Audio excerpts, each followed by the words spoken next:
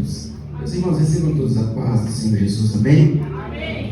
Vamos aproveitar todos de pé. Mateus, Evangelho escrito por Mateus, capítulo de número 14, o verso de número 30, 31 e 32.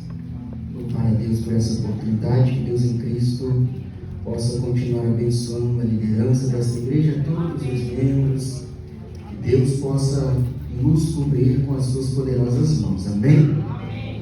Evangelho escrito por Mateus, capítulo de número 14, do verso 30 ao 32, creio que a projeção está na tela, a gente pode ler para ganhar tempo. Diz assim: mas, sentindo o vento forte, teve medo, e começando a ir para o fundo, clamou dizendo: Senhor, salva-me.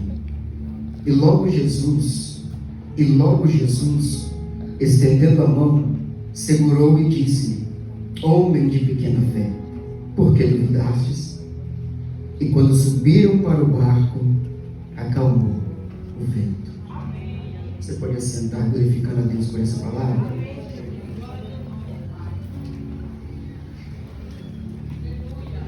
Gente, não quero ser distante daquilo que vocês já conhecem, amém?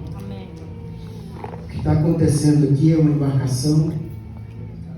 Essa embarcação tem alguns tripulantes, a saber, os 12 discípulos de Jesus, estão envolvidos em uma determinada situação. A situação é uma grande tempestade que se levanta de repente, porque momentos atrás Jesus estava à beira do lago, multiplicando pão, multiplicando peixe, alimentando toda a multidão, tanto com o pão material, bem como também com o pão espiritual. O que nós precisamos entender é que Jesus, quando ele vem à terra, ele vem com alguns propósitos. O primeiro deles é morrer por nós, para nos salvar, para nos darmos a garantia da vida eterna, para que os nossos pecados fossem perdoados ante ao Pai. E para isso nós sabemos que ninguém faz nada sozinho. Nós dependemos de pessoas, Guilherme. E o que nós precisamos entender é que Jesus também, como homem nesta terra, ele precisava de pessoas. E quando ele é assunto das águas do Jordão, após ser batizado por João, o Batista, ele começa a chamar para si pessoas. Só que essas pessoas não eram pessoas muito bem qualificadas aos olhos da sociedade. Eram cobradores de impostos, publicanos, que eram odiados, desprezados pelos judeus, pelos simples fatos deles exercerem a sua função. Qual era? Cobrar imposto. Mas porque eles cobravam o imposto dos seus irmãos judeus para Roma, que dominava toda aquela época, toda aquela situação. Então o que acontece é que ele vai chamar para estar perto dele homens pecadores, falhos, homens comuns, pescadores. Mas ele chama, porque ele não faz acepção de ninguém. Ele não olha distinção racial, classe social, não. É por isso que ele diz para Samuel, lá no capítulo de número 16, o primeiro livro que carrega o nome do profeta: Samuel, você está olhando para a aparência, eu procuro aquele que está dentro do coração. Então ele chama para si esses homens pescadores, homens indoutos, alguns até instruídos na letra, como foi o caso de Judas, o Iscariotes. E com isso ele dá início ao seu ministério sobre esta terra, porque ele sabia que o seu propósito aqui nesta terra, o seu tempo aqui nesta terra seria curto. Só que não o propósito dele. O tempo dele seria curto, mas o propósito dele perduraria até que ele retornasse. Então, para isso, ele precisava de pessoas para dar continuidade ao propósito, que era anunciar o reino de Deus. E quando ele começa a fazer isso, esses discípulos começam a se admirar com tantas coisas que ele fazia. Agora chega um momento que Jesus recebe uma triste notícia: seu primo João o Batista faleceu. A pedido de Herodias, a qual persuadiu a sua filha para que pedisse a cabeça de João Batista numa bandeja. A notícia chega até Jesus. Jesus, como um ser humano, ele se contrista com aquilo e quer tirar um momento a sós. Entra em uma embarcação e vai para um lugar para ficar sozinho. Só que o povo ouviu e descobriu aonde Jesus estava e foram atrás dele. Chegando ali, Jesus era alguém que pregava sobre a compaixão. Jesus era alguém que nos ensinava a sentir a necessidade do próximo como se fosse de si próprio. Então ele deixa as suas lágrimas, a sua dor de lado, para curar aqueles enfermos, para anunciar o reino dos céus. Então ele passa quase que todo dia pregando a palavra de Deus. Aí chega um dado momento, ao fim da tarde, ele diz para os seus discípulos, ou seus discípulos dizem para ele: Senhor, é tarde, despede o povo está com fome. Então Jesus fala para os seus discípulos: então dá a eles de comer. Os discípulos dizem: não temos nada aqui. Só que João, o evangelho escrito por João, capítulo 6, o texto vai dizer que vai aparecer um rapazinho, um menino, que tinha um cesto. Nesse cesto tinha 5 pães e 2 peixinhos. Só que os mesmos discípulos vão dizer: Senhor, mas o que é isso para tamanha multidão? Jesus simplesmente encerra o assunto e diz: traz para mim. Traz para mim. E a orientação de Jesus foi simples: traz para mim o que para vocês parece ser pouco, e pede o povo para se assentar em grupos de 50. Eles se assentam, Jesus levanta, agradece, apresenta ao Pai e agradece, distribui tudo aquilo. Cerca de 5.000 homens, sem contabilizar mulheres e crianças, foram alimentados naquela tarde.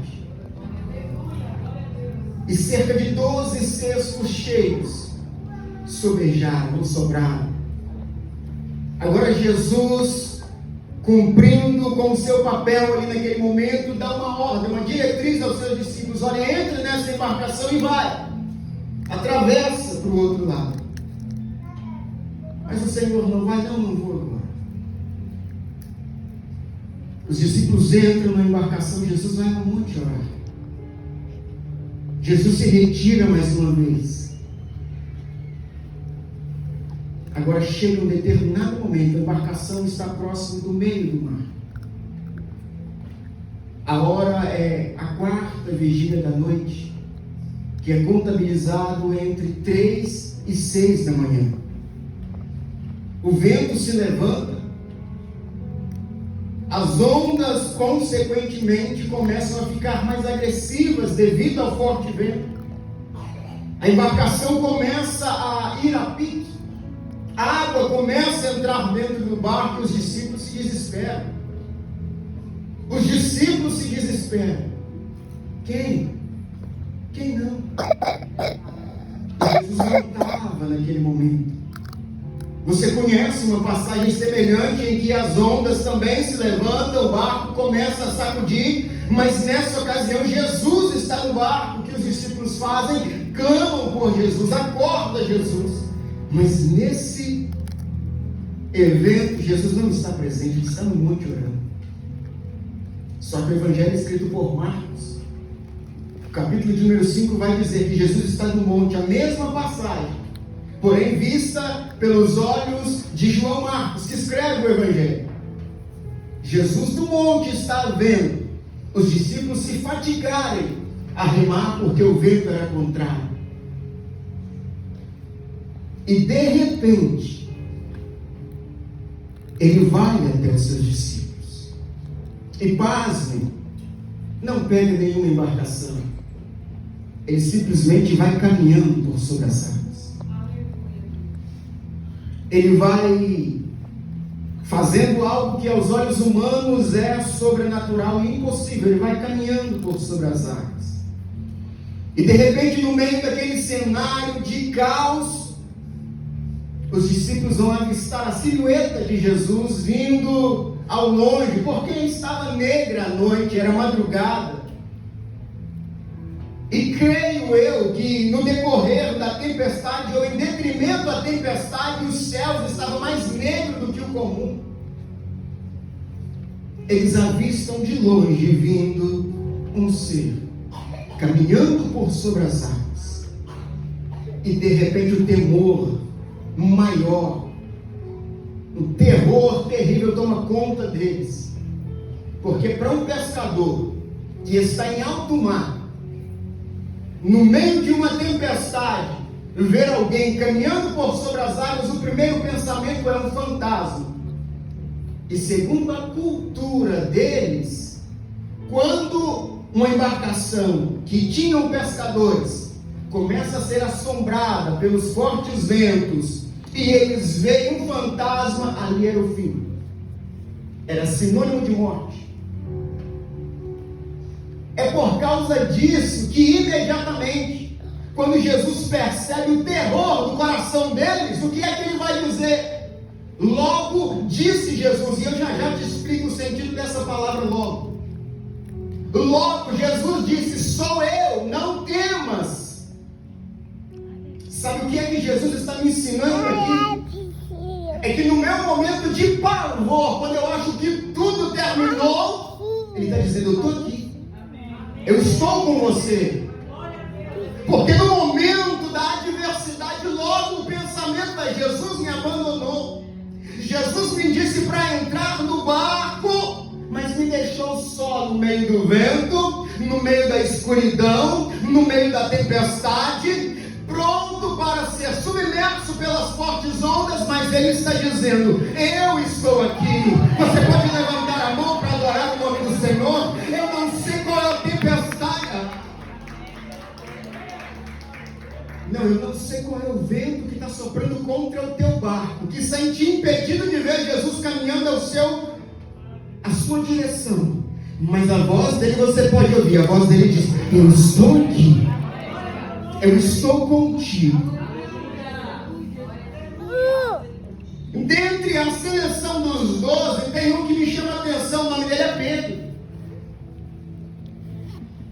Aquele que se chamava Simão, filho de Jonas, ou de João em algumas versões, o pescador, aquele que foi chamado lá em Lucas capítulo de número 5, larga tudo e vem. Não vai dizer, Senhor, se tu me manda ter contigo por sobre as águas. Não deu outro, imediatamente Jesus diz, vem. E Pedro começa a caminhar por sobre as águas. Pedro começa a experimentar o sobrenatural. E aqui eu quero abrir um parênteses para que você entenda. Não existia tecnologia para se andar sobre as águas. E Pedro começa a caminhar por sobre as águas. Patrick, por quê? Porque tinha uma palavra de alguém que detém todo o poder liberada em sentido à sua vida. Quando Jesus libera uma palavra em direção à sua vida, fica tranquilo. Patrick, ainda não entendi, só para você levantar a mão e dar um glória a Jesus, o que estava trazendo sustentabilidade para os pés de Pedro era a palavra que Jesus tinha liberado em direção à vida dele.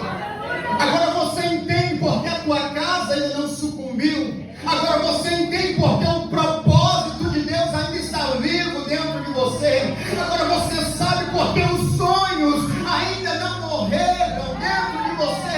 É porque tem uma palavra que foi liberada em direção à sua vida. É porque tem um Jesus que disse, fica tranquilo que você precisa da minha palavra.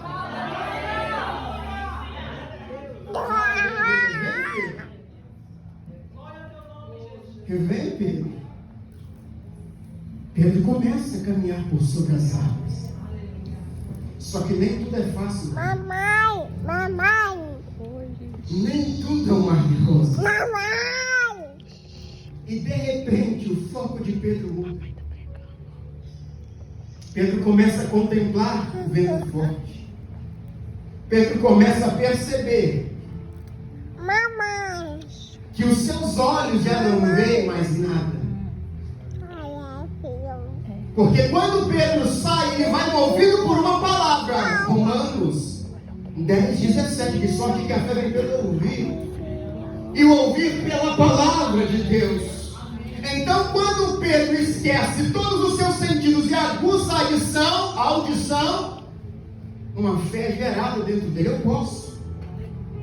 A palavra que ele liberou foi Jesus, eu consigo. Ele começou a caminhar, só que, me permita dizer, no meio do caminho, os seus olhos carnais abriram. A madrugada era escura. O vento soprava forte.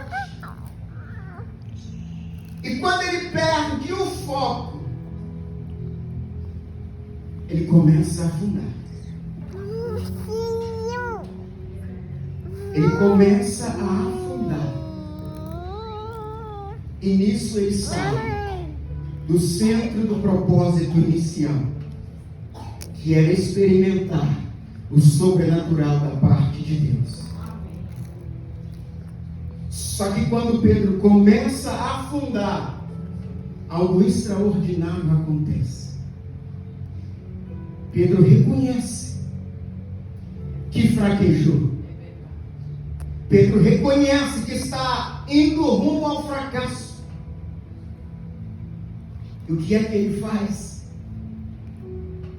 Mestre, Senhor, Jesus, me socorre, me ajuda.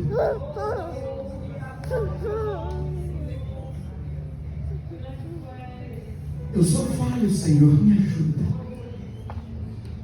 Eu sou fraco, Senhor, me ajuda. Eu sou dependente de Ti, Senhor, me ajuda. E aqui mais uma vez a palavra logo é usada.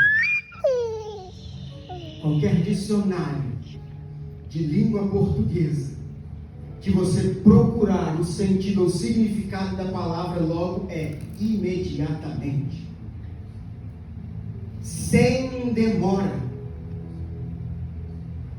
imediatamente. Jesus estende a mão,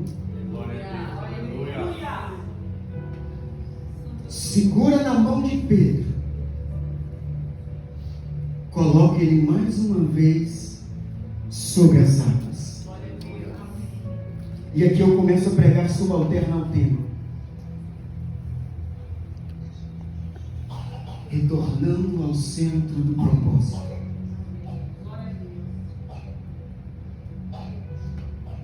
Quando a palavra diz que Jesus imediatamente estende a mão e coloca Pedro sobre as águas, eu logo entendo que Jesus estava próximo dele. Jesus estava próximo dele.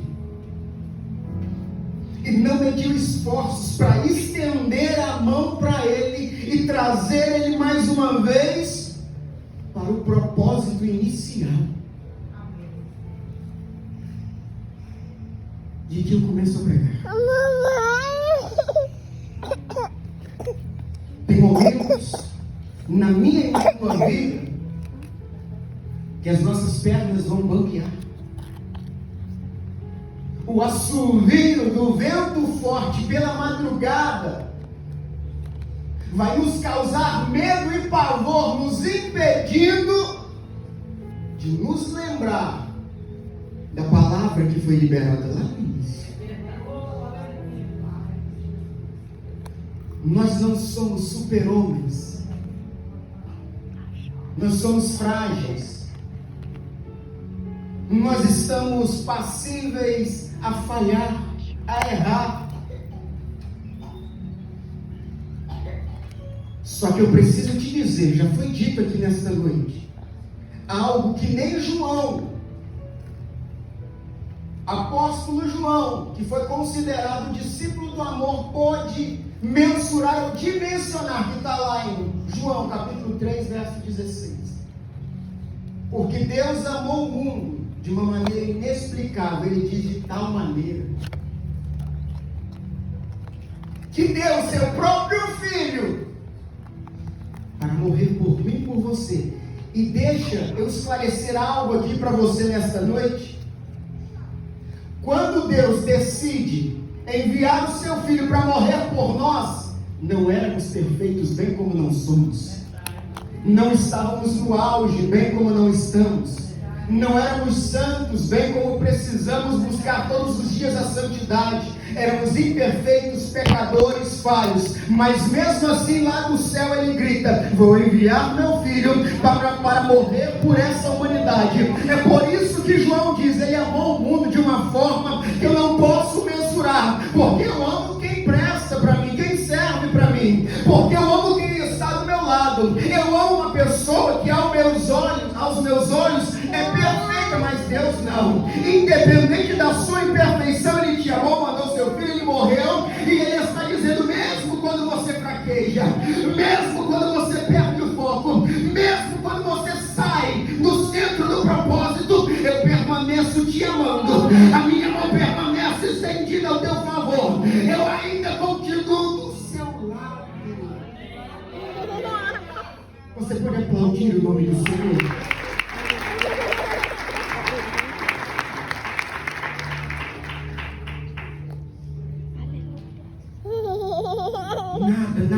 Nada que você fizer vai aumentar. Bem como também nada que você fizer vai diminuir o amor que ele sente por você. Foi dito no início: amor ágape, incondicional.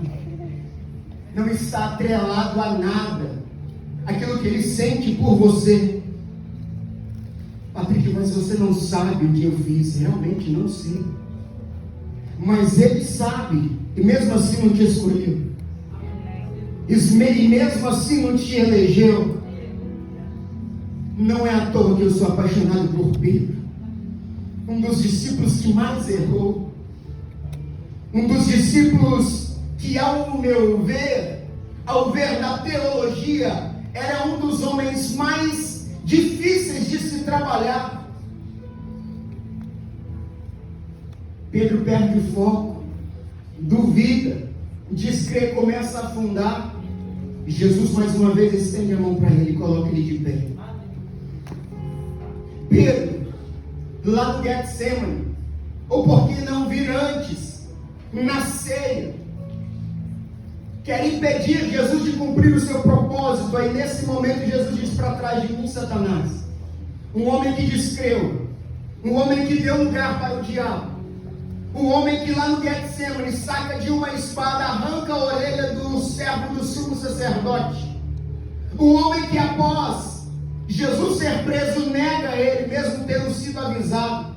O homem que após a morte de Jesus retorna a fazer o que fazia antes da chamada. Mas mesmo assim, na epístola de 1 de Pedro, no capítulo 1, ele está dizendo: eu, Pedro, apóstolo de Jesus Cristo. Não entendi, Patrick. Ele estava dizendo: ele insistiu em mim, mesmo quando todos diziam que não tem jeito. Ele apostou em mim, mesmo quando eu, com as minhas forças, tentava regredir. Ele insistiu em mim, porque o seu amor é incondicional, porque ele não olha se eu acertei ou se eu errei. Ele simplesmente olha que eu tenho um coração que é voltado a ele. Ele está dizendo para alguém aqui nesta noite: eu não estou olhando da forma que o mundo te olha, apontando o dedo para te acusar. Não, eu estou olhando do teu futuro. Eu estou trabalhando na tua vida. Fica tranquilo, errar, todo mundo vai errar, mas a minha graça será derramada sobre a tua vida.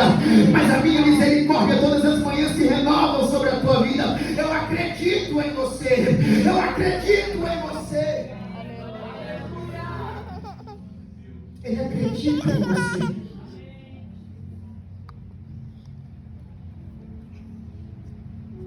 Independente daquilo que você foi, independente se hoje, no dia de hoje, você esteve fraco e acabou cometendo algum erro, hoje à noite, que as mãos dele permanecem estendidas para te trazer mais uma vez para o centro do propósito. Eu queria que você se colocasse de pé.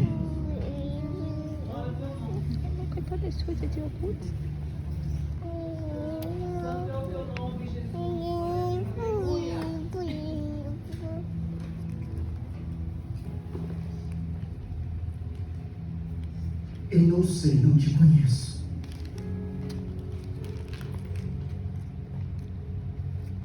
Mas eu vim aqui dizer que o Deus que me deu uma segunda oportunidade, que o Deus que quando todo mundo, inclusive dentro da minha casa, olhava e dizia: esse não tem jeito, deixa pra lá, não insiste mais não, mãe, para de orar. Quando todo mundo dizia que não, ele olhou lá do céu e gritou: sim. Esse vai ser para mim um vaso escolhido. Não foi assim que ele disse para Saulo? Patrícia, você não me conhece, não tem problema. Só quero te dizer, não fique se martirizando por causa daquilo que você fez. Basta você se arrepender e clamar assim como Pedro clamou: Jesus, me socorre. Jesus, me socorre. Jesus, me socorre.